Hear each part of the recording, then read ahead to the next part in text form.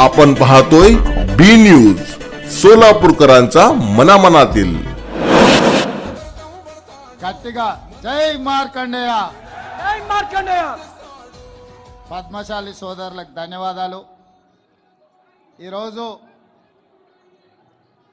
తెలంగాణ పద్మశాలి సంఘం అధ్యక్షుడు మిత్రుడు మురళి గారు, అఖిల భారత పద్మశాలి అధ్యక్షులు స్వామి గారి నేతృత్వంలో తెలంగాణ రాష్ట్రమే కాకుండా దేశం నలుమూలల నుంచి ఈరోజు పద్మశాలి సోదరులను ఆహ్వానించి ఒక ఆత్మీయ సమ్మేళనం ఏర్పాటు చేసి నాతో పాటు పెద్దలు మంత్రివర్యులు తుమ్మల నాగేశ్వరరావు గారిని, వరంగల్ మున్సిపల్ కార్పొరేషన్ మేయర్ గుండు సుధారాణి గారిని, మిత్రుడు మాజీ whip mineral development corporation chairman Eravatri Anil గారిని, అదేవిధంగా ఐఏఎస్ ఆఫీసర్ నరహరి గారిని, ఇతర పద్మశాలి సంఘ ప్రముఖులను, ఆత్మీయ బంధువులైన పద్మశాలి సోదర సోదరీమణులను అందరిని ఆహ్వానించి ఈరోజు ఈ గొప్ప సమావేశాన్ని ఏర్పాటు చేసి మీ ఐక్యతను చాటడమే కాకుండా ఈ ప్రజాప్రభుత్వాన్ని ఆశీర్వదించడానికి విచ్చేసినందుకు మీకు అందరికీ మనస్ఫూర్తిగా ధన్యవాదాలు తెలియజేస్తున్నా. మిత్రులారా, పద్మశాలి సోదరులు ఆత్మ గౌరవమే కాదు, త్యాగంలో కూడా ముందుంటారు. దీనికి ఉదాహరణ కొండా లక్ష్మణ్ బాపూజీ గారు. ఆనాటి తెలంగాణ ప్రజలు తొలి తెలంగాణ ఉద్యమంలో తెలంగాణ రాష్ట్రాన్ని సాధించాలి అని, తెలంగాణ రాష్ట్ర సాధననే ఈ ప్రాంత బడుగు బలహీన దళిత గిరిజన మైనారిటీ వర్గాల యొక్క అభ్యున్నతని లక్షలాదిగా నాడు ఉద్యమ బాట పట్టిండ్రు. ఆ ఉద్యమ సందర్భంగా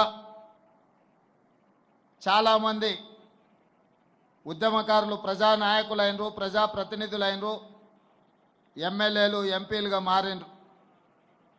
వాళ్ళందరూ రాజకీయ ప్రయోజనం పొందితే ఒకే ఒక్కడు కొండా లక్ష్మణ్ బాపూజీ గారు ఉన్న శాసనసభ సభ్యత్వమే కాదు, మంత్రి పదవికి కూడా రాజీనామా చేసి మళ్ళీ ఏదైనా బాధ్యత చేపట్టాలి అంటే ప్రత్యేక తెలంగాణ రాష్ట్రంలోనే చేపడతాని పదవి త్యాగం చేసి వారు బ్రతికున్నంత కాలం ఏ పదవిని తీసుకోకుండా త్యాగానికి మారు పేరుగా ఈ దేశంలోనే కొండా లక్ష్మణ్ బాపూజీ గారు ఆదర్శంగా నిలబడ్డారు.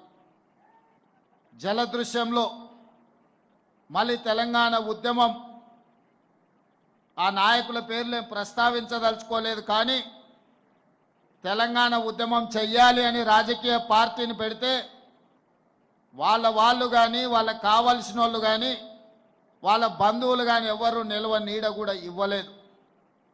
కానీ త్యాగానికి మారు పేరైన కొండా లక్ష్మణ్ బాపూజీ గారు ఆహ్వానించి నక్లెస్ రోడ్డు మీద సచివాలయం ఎదురుగా జలదృశ్యాన్ని దశాబ్దాలుగా వారు నివసిస్తున్న సొంత ఇంట్లోనే సాదరంగా ఆహ్వానించి ఆ రాజకీయ పార్టీకి పురుడు పోచింది కొండా లక్ష్మణ్ బాపూజీ గారు అని చెప్పి నేను సందర్భంగా తెలియజేస్తున్నా. 42% రిజర్వేషన్లు సాధించి మీ అభ్యున్నతి కోసం పాటుపడతా. అదే కాదు, ఈరోజు పద్మశాలీలు ఇక్కడనే కాదు, మహారాష్ట్ర ఎన్నికలలో నన్ను ప్రచారానికి పిలిచిండ్రు, సోలాపూర్ పిలిచిండ్రు. నాకు అర్థం కాలేదు, సోలాపూర్లో నాకేమున్నది, నన్నెందుకు పిలుస్తారని. ఆడికి పోతే మా పద్మశాలి సోదరులు మార్కండే భవన్కు తీసుకెళ్ళిండ్రు. అక్కడ ఎవరు గెలవాలన్నా మా సోదరులే.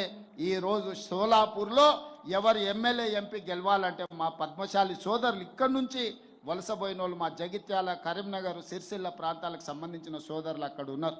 అక్కడ వాళ్ళు నన్ను ఒక మాట అడిగినారు, సార్ మేము 100 ఏళ్ళ పైన ఇక్కడికి వచ్చి మా రాకపోకలు, మా సుట్టరికాలు ఉన్నాయి, మేము పిల్లల్ని ఇచ్చుకున్నా చేసుకున్నా మాకు ఫంక్షన్లకు ఒక కమ్యూనిటీ హాల్ లేదు, మీరు సాయం చేయండి అని అడిగిన. కానీ వాళ్ళు మళ్ళీ నా దగ్గరికి రాలే, రమ్మని చెప్పిన.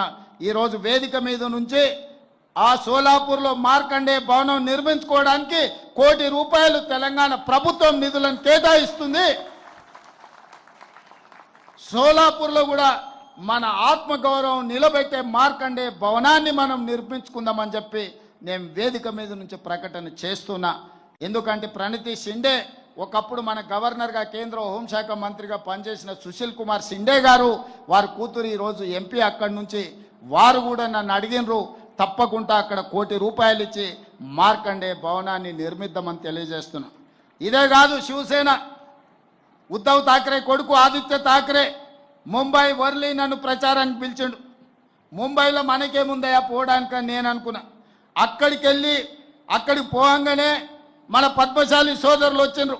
అక్కడ కూడా మార్కండే భవనం ఉంది, మార్కండే మందిరం ఉంది. మా పద్మశాలి సోదరులు నేను అడిగితే ఇక్కడ నన్ను ఎప్పుడు గెలిపించేది మీ తెలంగాణ పద్మశాలి సోదరులే, అందుకే నిన్ను ఎన్నికల ప్రచారానికి పిలిచినామని చెప్పి ఉద్ధవ్ ఠాక్రే పుత్రుడు ఆదిత్య ఠాక్రే చెప్పడం జరిగింది. ఇవాళ సోలాపూర్ అయినా, భివాండి అయినా, సూరత్ అయినా, వర్లీ అయినా, ఇవాళ సిరిసిల్ల అయినా మా సోదరులు అనుకుంటేనే ప్రజాప్రతినిధులుగా అయ్యే శక్తి మీ దగ్గర ఉన్నది. మీ శక్తి కూడగట్టుకోండి, రాజకీయ అవకాశాలను అందిపుచ్చుకోండి. వాటిని అందించే బాధ్యత కాంగ్రెస్ పార్టీ తీసుకుంటుంది. ఆర్థికంగా, రాజకీయంగా, ఉద్యోగపరంగా, విద్యాపరంగా ఈ ప్రభుత్వం మీకు అండగా నిలబడుతుంది. సోదరులారా, మీరందరూ యునైట్ కాండి, మీరందరూ ఏకమై ఆలోచన చెయ్యండి. మీ మేధావులతో ఒక కమిటీ వేసుకోండి. మీ పిల్లల చదువుల కోసం, వాళ్ళ ఉద్యోగాల కోసం, మన కుల వృత్తి కోసం, మన చేతి వృత్తుల కోసం ఏ రకమైన నైపుణ్యాన్ని పెంపొందించాలి, ఏ రకంగా స్కిల్స్ని మనం నేర్పించాలి, ఏ రకంగా వాళ్లకు ఉజ్వల భవిష్యత్తును అందించాలనో మీరు ప్రణాళికలు సిద్ధం చేసుకోండి. మీ సామాజిక వర్గంలో ఉన్న ఐఏఎస్లను చదువుకున్న వాళ్ళని అడగండి, వాళ్ళ ఆలోచన తీసుకోండి. ఆ ప్రతిపాదనలు రాష్ట్ర ప్రభుత్వానికి తీసుకురండి. ఖచ్చితంగా మీకోసం నిధులు కేటాయించి మీకోసం విధానపరమైన నిర్ణయాలు తీసుకోవడానికి రాష్ట్ర ప్రభుత్వం సిద్ధంగా ఉన్నది. నేనున్నప్పుడు మీరు ఈ పనులు చేయించుకోకపోతే మీకు జీవితంలో మళ్ళీ ఎవ్వరు కూడా మిమ్మల్ని ఆదరించరు. మీరు సమయాన్ని వృధా చేసుకోకుండా మీరు ఖచ్చితంగా పట్టుదలతోనే ముందుకు నడవండి. మీ ఆత్మగౌరవాన్ని నిలబెట్టి మీ అభివృద్ధి కోసం పనిచేసే బాధ్యత మీ సోదరుడిగా నేను తీసుకుంటా. రాజకీయాలలో కానీ, ఉద్యోగ ఉపాధిలో కానీ మీకు అండగా నిలబడతా. సోదరులారా, ఇప్పుడు మురళి చాలా విషయాలు ప్రస్తావించండి. వాటన్నిటికీ మా ఉప ముఖ్యమంత్రి, ఆర్థిక మంత్రి బట్టి విక్రమార్క గారిని, మా తుమ్మల నాగేశ్వరరావు గారిని ఒక సమీక్ష చేయమని నేను సూచన చేస్తున్నా. మీ తరఫున ఇవన్నీ కూడా తీసుకెళ్ళి వారితోని చర్చించండి.